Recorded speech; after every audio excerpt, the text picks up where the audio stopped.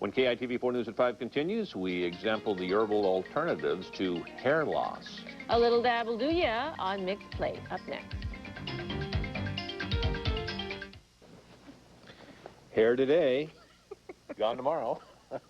That's what many men and women face in their later years. Not necessarily the case, as we see in tonight's Mixed Plate. See those little white dots? That's where hair used to be. Henrietta Morimoto started seeing them 20 years ago when stress and alopecia claimed her mane. Cortisone shots restored some of her hair, but it was sparse and white.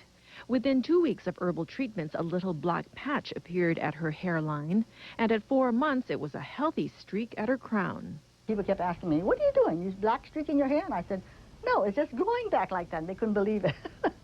And it's still growing. Using a fiber optic scope, Benedict Palermi can see Henrietta's scalp magnified 100 times. There's more growing right there. See that black dot in the middle? That's a strong, healthy hair. There's no miracle drugs. The fact of homeopathy that comes through, anything that comes from the land is made to help the body. So Benedict is using aloe, noni, lavender, avapuhi, and other herbals to calm and clear the scalp.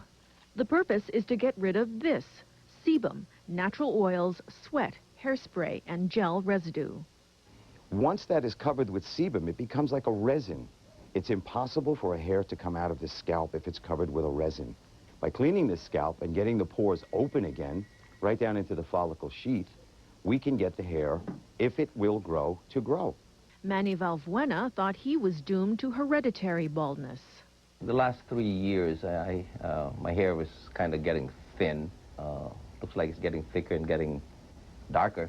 The hair that's growing in is black. It's not peach fuzz. You can also see the difference right dead center in the middle, where the hair is lighter on the ends and getting darker. It's a lot of work for me at night because I got to brush my hair, but it's all worth it. Therein lies the secret, says Benedict. People just don't brush. And it may not be too late to save your hair. Mixed Plate takes a look at one solution. KITV 4 News at 5 is next. You asked for it. More on the herbal answer to hair loss. Mixed Plate is later on KITV 4 News at 5. Good. Thanks, Robert. When KITV 4 News at 5 continues, we take another look at a mixed plate you wanted more of. Now you see it. Now you see it. Now you don't. An answer to hair loss. Mixed Plate next. We have received so many calls and emails following Pamela's mixed plate hair loss story a couple of months ago that, well, she's going to take another look. On tonight's Mixed Plate, we see how modern technology and ancient lore can go to your head. A familiar scenario, frontal hair loss with a mid-pate patch, but 36-year-old Louis is encouraged. No pills, no magic lotions, no crystal balls, you know. Real hands-on, and it just makes clear sense. Using a fiber optic scope that magnifies the scalp 100 times, Benedict Palermi sees progress. We had no hair where we're looking now, and this has been about 7 months now. We've got hair growing up in the middle. What's the secret? Common sense and scalp hygiene, says Benedict, who uses island herbals to calm and clear the scalp. Olelo, noni, mullein. This is called jabarandi. This is from India, this particular plant, and it's made into a tincture. The treatment breaks down the sebum, the gunk that suffocates pores and hair follicles. Louis' scalp debris is so thick, he needs exfoliation. The scalp, and sometimes after we do the scaling, this hair will appear, and it's been lying there dormant.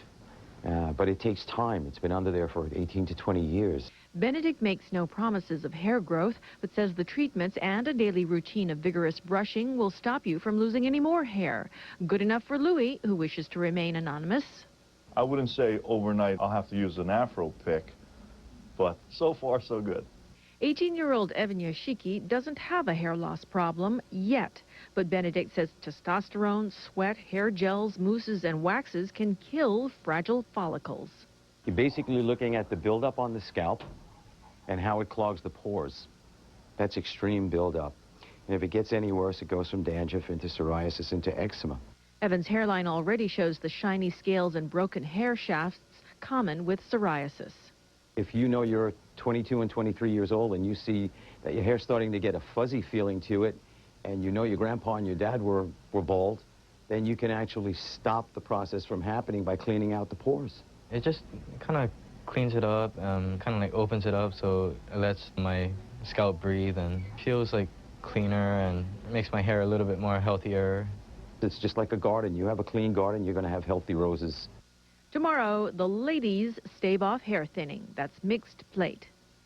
It's a problem a lot of people have. Yes. Well, I had a grandfather who was bald. Had I known what I know now, I probably would have been using that stuff all this time and wouldn't have needed it. Well, I guess what he's saying, even though it's you've been bald for 18, 20 years, there is hope, but he's not making any promises. And herbals get under your skin to prevent hair loss. Mixed plate later on KITV for News at 5. We've got a story on hair loss coming up. You don't have to worry. Oh, I'm going. Look at that. And this is what, you're doing all right. Female hair loss, a 21st century phenomenon. But is it reversible? Mixed plate up next.